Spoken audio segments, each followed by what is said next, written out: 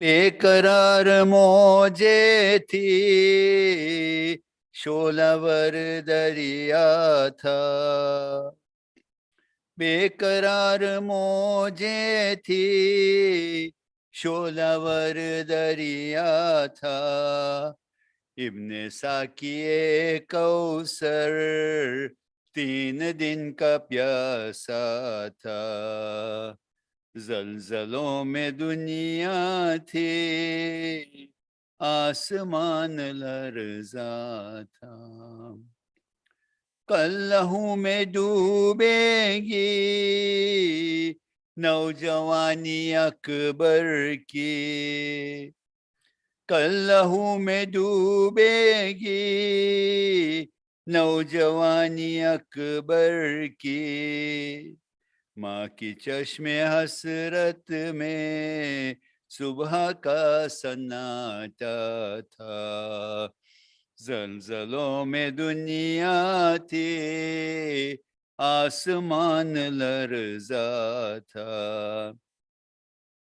قتل ہو گئے عباس آس ٹوٹی پیاسوں کی.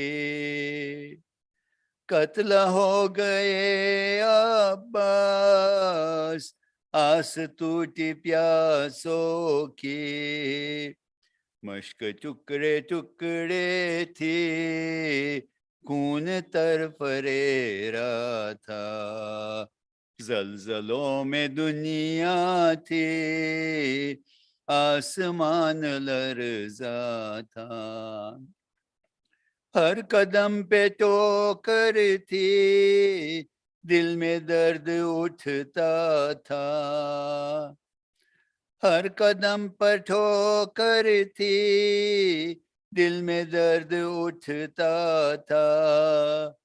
شیخ کی نوجوان شیخ کی ناتوانی تھی نوجوان کا لاشا تھا. زلزلوں میں دنیا تھی آسمان لرزا تھا. تشن لب وہ مہماں تھا کربلا کے جنگل میں.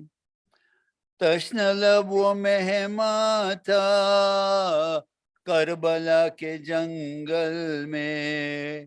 جس کے واسطے پانی خون سے بھی مہنگا تھا. زلزلوں میں دنیا تھی آسمان لرزا تھا.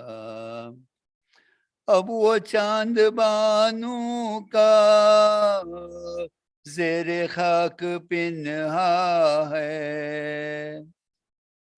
اب وہ چاند بانو کا زیر خاک پنہا ہے. دل کی وہ تجلی تھی آنکھ کا اجالا تھا. زلزلوں میں دنیا تھی آسمان لرزا تھا. ریک گرم صحرا پر شاہدی کا لاشا تھا. زلزلوں میں دنیا تھی آسمان لرزا تھا. محمد وآل محمد صلی اللہ علیہ وسلم.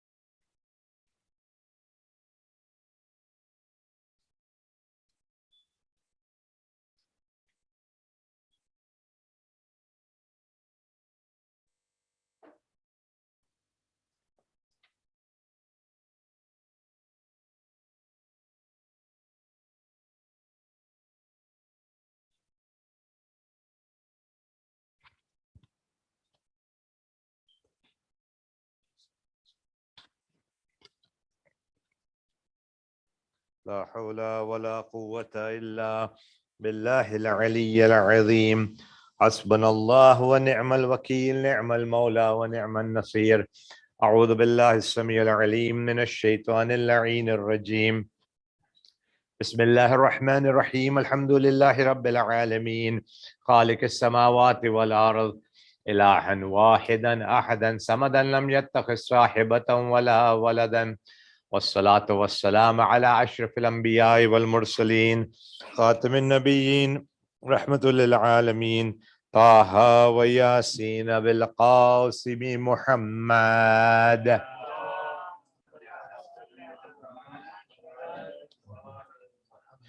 وعلى آله الطيبين الطاهرين المعصومين المظلومين المنتجبين، ورحمة الله على محبيهم، ولعنة الله على أعدائهم وقاتليهم، وغاصب حقوق حقهم ومنكر فضائلهم أجمعين من يومنا هذا إلى يوم الدين. أما بعد، فقد قال الله سبحانه وتبارك في كتابه الحكيم وفرقانه المجيد وقوله الحق. بسم الله الرحمن الرحيم. قل لا أسألكم عليه أجرا إلا المودة في القربى. صلوات الله محمد وعلى. Respected sisters and brothers, my youngsters, my elders, Assalamu alaikum jami'an wa rahmatullahi wa barakatuh. أعظم الله أجورنا وأجوركم بمصابنا بالحسين عليه السلام. I extend condolences to the Imam of the time, to the awaited Imam, to the Prophet's family, and all the believers in the world as we are beginning, marking, and starting this month of Muharram 1444 Hijri, which is the beginning of the Islamic New Year in one aspect, and it's the start of a new phase in the Islamic year on another. When people often ask that, is this the start of the Islamic New Year? The question to this answer is a little bit challenging and tricky. The actual Islamic New Year does not start with Muharram. Muharram is not the beginning of the year in Islam as we know it, because the calendar of the Hijri calendar, began with the migration of the Holy Prophet of Islam from the city of Mecca to the city of Medina. This was known as the Hijrah. And that is where the Islamic calendar had started, or the Islamic year had started. And that was actually in the month of Rabiul Awwal, not in the month of Muharram. Okay, so that's one thing. The second thing is that the beginning, and I don't want to get into the history as to how and why Muharram became the beginning or the first month of the Islamic year. This was one of the Khalifa's decisions.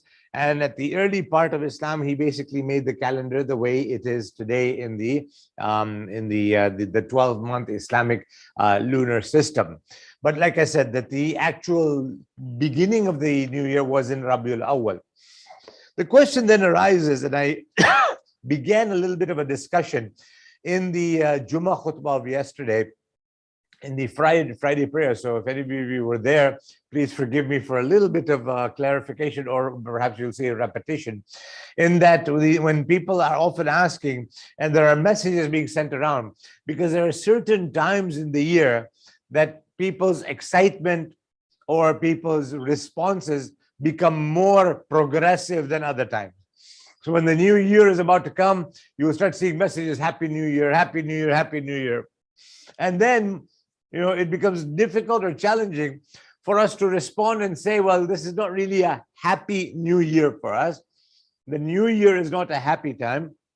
But, sometimes people are shy to say that. So you might just respond and say, oh, Happy New Year to you too, and just leave it at that.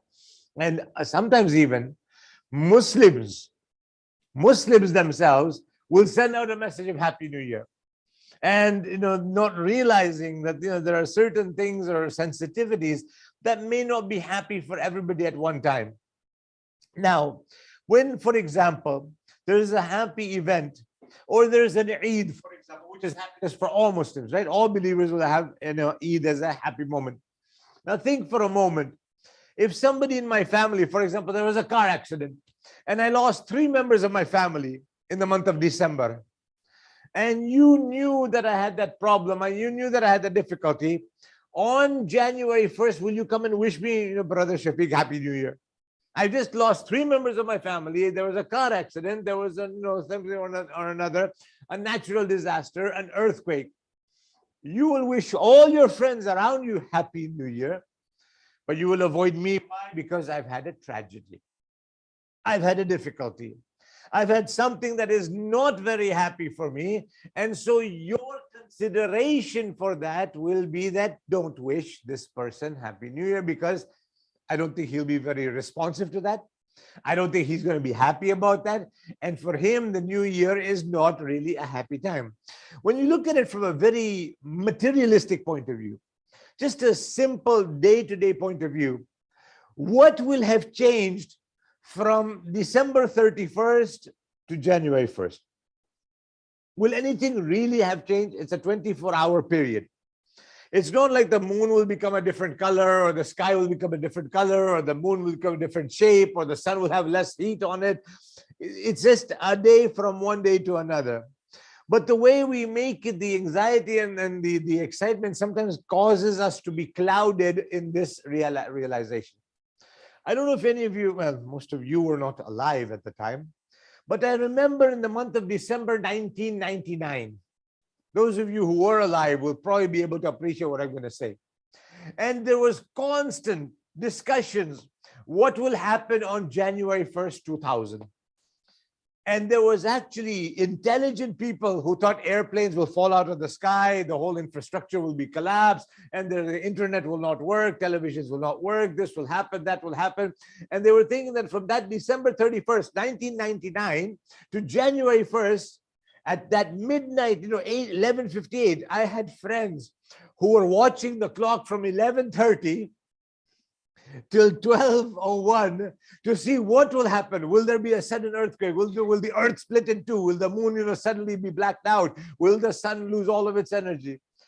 And when 12:01 came, it's like, phew, nothing happened. Nothing major happened. And I was smiling with some friends. I was talking with them and I was laughing along with them. And I said, you guys were worried about nothing. You had your blood pressure go up. You had your anxiety level go up. You had everything happening. And what was the reason for that? What did you do that? As Muslims, when we really, innal Islama huwa taslim, Muslims surrender to God. Muslims surrender before God. So what we do is, in actuality, we are surrendering the entire, our very existences to the hand of God. And to the hand of Allah. Think for a moment. If you are a passenger, you guys are all passengers in the car, right? Your father is driving the car. Are you worried about whether he will stop at a red light, or he will go through the green light, or he will stop at a stop? Are you worried about that? I hope not. If I'm the driver, you better be worried about everything. Eh? But when your parent is driving, you don't have to worry. You are trusting him. Maybe let me use a different, higher example, or a more concrete example. You are sitting in the bus. Any of you guys go by bus to school? You go on this LRT, mashallah, light rail transit. And, or for example, you're going on the bus from here to Toronto, from here to Milton, from here to somewhere else. You're trusting the bus driver to get you from A to B safely. I'm not telling you not to recite your du'as. You should recite your du'as. That's your job, right? To recite your du'as, to recite Subhanalladhi sakhara lana hadha wa ma kunna lahu muqrinin, the du'a that you recite for the journey, you recite that, but you are trusting the man. How many of us, myself included, have gone to the bus driver, sir, do you know where you're going? Sir, are you going to make sure you go the speed limit? Are you going to stop at the stop signs? Are you going to make sure you follow the laws? Do you ever do that to the bus driver? Let's talk about another example. You're on an airplane. Some of you have been on an airplane. Many of you, most of you, inshallah. And you go on an airplane, inshallah, one day. Yes. You go on the airplane. I remember once I just wanted to see the cockpit again. Sometimes when you're young, you really want to see it. And when you get to my age, you also want to see it, just make sure how things have changed from the time that I saw it when I was a teenager. Then now, how many new gadgets and a new button. I go there, I look at the pilot, how are you, sir? And the pilot looks at me, yeah, I'm good, how are you? This, that, we have formalities. I never once had the courage, although I wanted to that, sir, how do you manage to get from, for example, from Toronto to London, England, or from Toronto to Vancouver? How do you manage? Because, on the 401, there are signs, right? You first have to sign to Cambridge, and then to Guelph, and then to Milton, and then to Mississauga, and then you get to Toronto. It's all clear. I have not seen those signs in the sky. Okay, now we're going from here to Calgary, from Calgary to Edmonton, from Edmonton towards Kelowna to Vancouver. There's no signs there. So, Mr. Pilot, how do you know where to go? He would probably get angry at me and tell me, you go sit down, please. You go sit down. Let me fly the plane. So I don't have the courage to ask him, because that's what he'll tell me. He'll tell me, be quiet and go sit down. Let me do my job. You do what you have to do. Your job is to sit and sleep if you want, or eat your pretzels and the Sprite or whatever you're drinking. That's your job. Let me do my job. You see what I'm coming to in this whole scenario? That from one day to another, this day to the other, we are sitting in this dunya. We are sitting in this world. It is a mode of transportation. This transportation is a spiritual transportation. This mode that we are in. Salawat ala Muhammad wa ala Muhammad. Sorry, I kept some batteries there. Did you get them? No.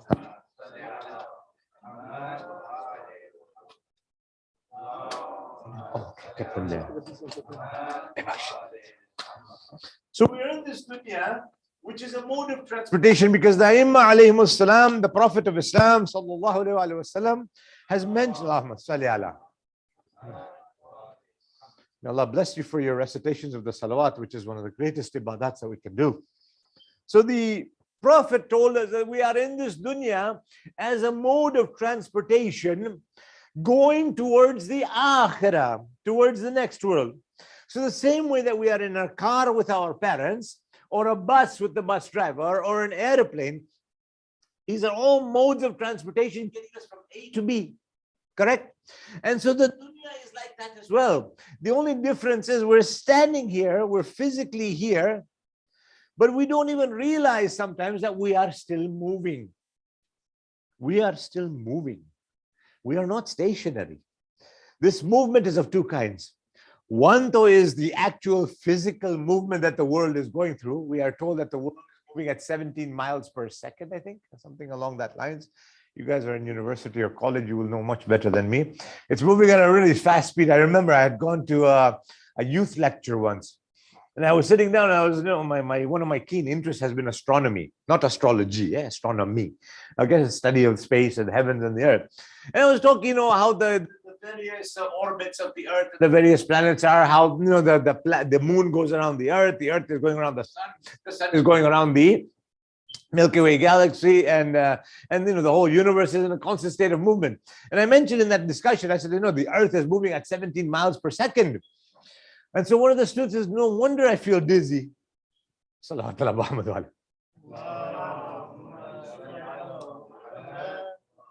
that is one movement, that the world is physically moving. Like every day we are aging, every day we are growing, every day we are getting older. Every moment we are getting older, every second we are getting. But the second type of movement is probably just as important, if not more important. And that second movement is how we are going towards Allah subhanahu wa ta'ala. Imagine for a moment that everything in this world has a finite lifespan, has a lifespan that is a limited lifespan. And so our breaths are along the same lines. If you have a washing machine at home, or if you have an automobile, the mechanic or whomsoever you bought the car from will tell you that this car, inshallah, or God willing, if he's a Muslim, he'll tell you it should last you for 150,000 kilometers. This washing machine you bought or the stove you bought will last you for 10 years. Nowadays, things don't last you any more than 10 years, right? I remember when we first moved to Canada, the very first car we bought lasted us 22 years. My father is right there if you want to ask him for evidence. 22 years, the first car lasted us. Now, if they last you 22 months without some problem, alhamdulillah, rabbil alameen. They make things so that you'll need to buy it again soon. And the reason why I'm saying that is everything has a lifespan. Okay. Now, for example, let's say you buy a car and they tell you this should last you 10 years. You take that car and you don't use it. You just leave it in the driveway. 10 years later, you decide to, what will happen? Will that car go on? You guys will tell me, no, brother Shafiq, it has rusted. It has gone through this. Even if you don't use it, its life will still progress and it will eventually rot away. If you use it, at least you bought it for a purpose and you're using it. Do you see what we're saying? You bought a car. If you use it, those 10 years are fruitful 10 years. If you buy the car and you put it in your driveway and you leave it 10 years later, you go to get it and you try to start it, nothing will work. The battery has already gone through. It's probably leaked already. The exhaust won't be working. The transmission is finished. Everything is khatam. All done. So what you bought it for and you paid that $20,000 or $25,000 has gone down the tubes. Useless. It will still age even if you don't use it. Look at ourselves as well. Allah subhanahu wa ta'ala gave us a purpose. The Almighty created us for a purpose. Now, if we don't fulfill that purpose, we will still go through the aging process and one day we will be finished as well. And if we fulfill the purpose, if we do what God expects us to do, what Allah Ta'ala expects us to do, wants us to do, then we are doing the same thing. We're in both cases, we're going to be one day finite, but we have at least achieved something, the purpose for which we were created. And so when we look at how our lives are, the one thing we realize is that no, it's not a time of overexcitement when you go from December 31st to January 1st. That's what I wanted to conclude with. It's another day, a day that if you didn't know what the dates were, it would be irrelevant. If somebody didn't know what date it was, if somebody didn't know what day it was, if somebody didn't know what was the significance, would it matter to them whether it's December 31st or January 1st? It'll be irrelevant. It won't matter to somebody who doesn't know what it is. The difference is that we know here, living in North American society, what December 31st is, what December 25th is, what January 1st is. I often have actually during this period of time, I've been to the Middle East, I've been in Iran, I've been in Africa, and often you find that to them, it makes no difference whether it's December 31st or January 1st. It makes no difference because this is something that we have been trained and now brought up with that excitement for. Over there, it is irrelevant. It doesn't really matter. And yet, by the same token, I remember so vividly, just a couple of years ago, just before this COVID had started and all, and I remember it was a month of Shaban, and it was actually by fluke that I happened to be in Iran on the 15th of Shaban. And it was so unique, so beautiful, that we were leaving the airport and my driver, the taxi driver, he went to go pay the where you park and you're leaving from there. Right as he got there, the man is wishing him, Wiladat Imam Sahib al-Umar Mubarak, Wiladat Mubarak, 15th of Shaban Mubarak, Nima Shaban Mubarak, Nisfa Shaban Mubarak. We leave from there, he's driving, he stops at the gas station. At the gas station, the person who comes to fill in wishes him Mubarak for 15th of Shaban. He is wishing him Mubarak.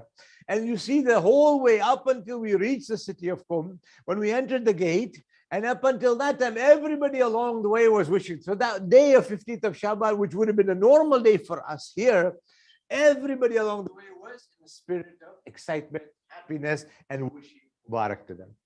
So that means that all of these events become very subjective to where you are, what the environment is, and what the significance of that day in that place is. The world we live in wishes each other Happy New Year whenever there is this date change. But have we thought about how different communities celebrate the New Year? And what they do? Like I gave an example that we are living right now in Canada, North America, much of the Western world. So you see what happens on that day to this from 31st of December to the 1st. So this is where people's messages start getting out and wishing each other a Happy New Year. And what do they do? Well, non-Muslims will go, having a party or drinking or what have you. We will hopefully be spending time with family. And some of the more religious-minded people will go for a church or their temples or their places of worship to have mass, to have a service, and what have you. And I was looking at when I was preparing for today's discussion, I was looking at how different communities celebrate their respective New Years and how they do what they do and what they mark in them. Most communities, most places will have something different to eat, something special to eat. And I was looking at the Chinese community, for example, and they have, they'll make noodles, they'll make this, they'll make stir fries, they'll make beef, they'll make that. And then, interestingly enough, I found that, for example, the Chinese community, when their New Year is coming, because they have animals that they, mark their New Year's with, the year of the dragon, the year of the tiger, the year of this, the year of that. When their New Year comes, that particular day, they will eat, for example, noodles, they'll have beef, they'll have dumplings, they'll have this and that. They will not eat, for example, any what is known as white foods, eggs, for example, tofu, for example, and that because these symbolize death. So they don't want their New Year to be symbolic with something that is finite, with death. They will not have any mention of demise or death. They will want to be in a celebratory mood, a mood of celebration.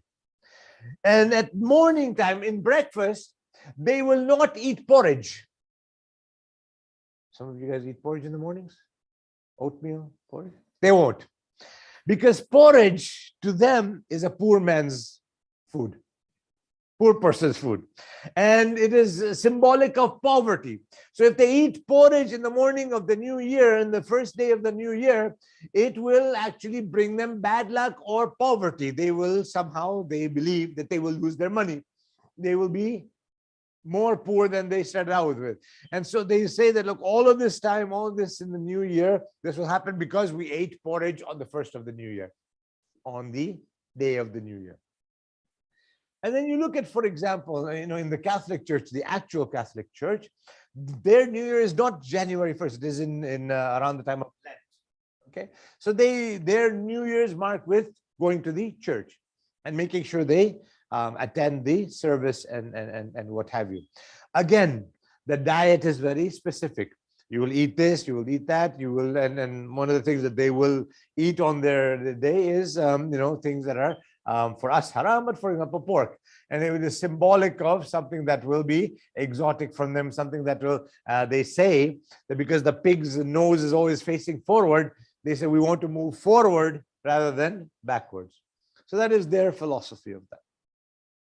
The Jewish community, when they have their New Year, the Rosh Hashanah, again, they will get together, they will meet with family, they will have celebrations, and they will do something that will be symbolic of their new year, something new, something that will be a starting of a new cycle. So all of these various groups that we see around us will have some, and so many of these flyers, the grocery flyers or the advertisements in the newspapers or on the internet or whatever you check out, you will see when you go visit a grocery store, you'll see Happy Diwali, Happy New Year, Happy this, Happy Nowruz, and you will see all these celebrations being marked and regarded. And the companies are very interestingly smart. They will know, for example, what each community who is about to celebrate anything will have and will want, because they want to make money. They need to make money. They will want to, basically have their profit margins grow. And one of the ways of doing that is to reach out to the minority community members who are celebrating something. And in that process, in the process of attending or addressing this minority community, people who are not celebrating that event will also might go and buy, sometimes they have fruits that are specific to certain countries or certain cultures. And so I'll think that, okay, you know what? It's, I don't celebrate Ramadan, but, dates are usually very expensive. Let me buy some dates because they're on sale in the month of Shaban. The storekeepers know that we keep it on sale. People will buy more. And hopefully, even those who are not celebrating Ramadan, They'll buy a pack of dates to maybe just try it out, see how it is, how they are. And the health benefits of dates are phenomenal. I don't have time today. This is just a way of. So then we now look at ourselves, the Ja'fari Muslim members of the community. How do we mark the new year? What do we do? How do we celebrate it or commemorate it? And this is where we have a hadith from some of the Imam Musa ibn Ja'far, some have said it's from Ali ibn Musa al-Rada alayhi salatu wassalam, whereby the Imam has been quoted as saying that my father would ask, has the Hilal of Muharram been seen? Has the new moon of Muharram been seen? Has the Hilal been seen?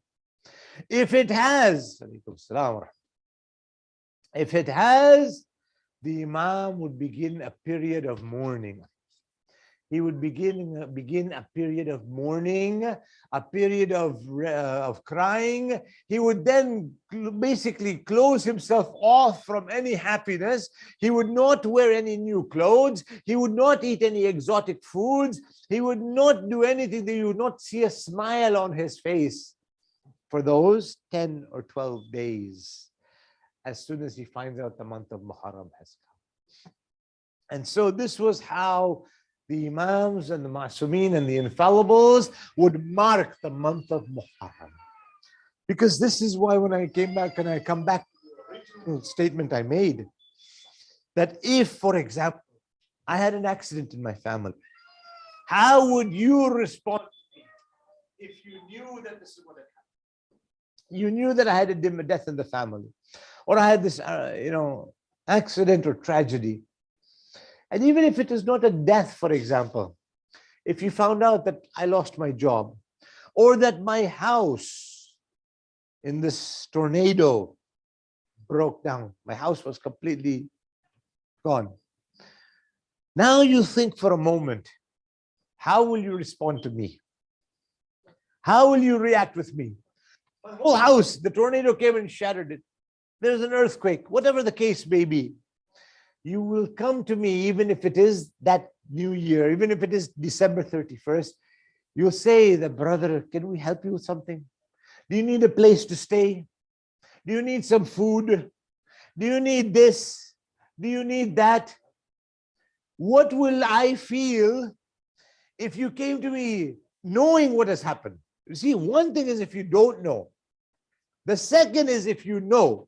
If you know and you say, hey, brother, Happy New Year, how's it going? I've just lost my house. I've just lost my family. I've just lost everything I had. How will I respond to you? I will say, are you that selfish?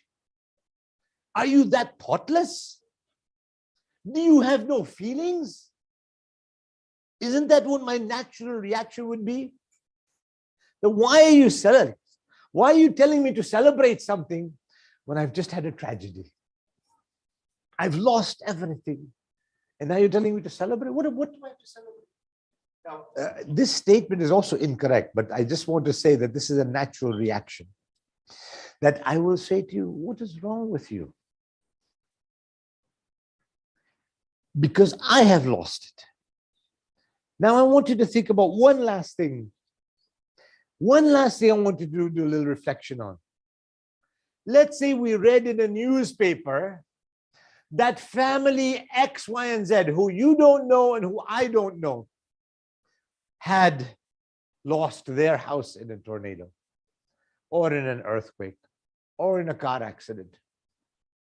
And you read about it in the newspaper, you saw it on this news or that news, and we met together. And you tell me, Happy New Year. I say, yeah, Happy New Year to you too.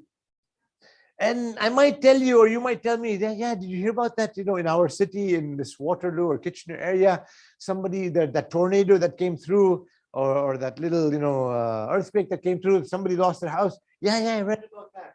Yeah, 3 people in the family were killed. Yeah, imagine how the surviving members feel. And we'll talk about it. But you had still wished me. I still wished you.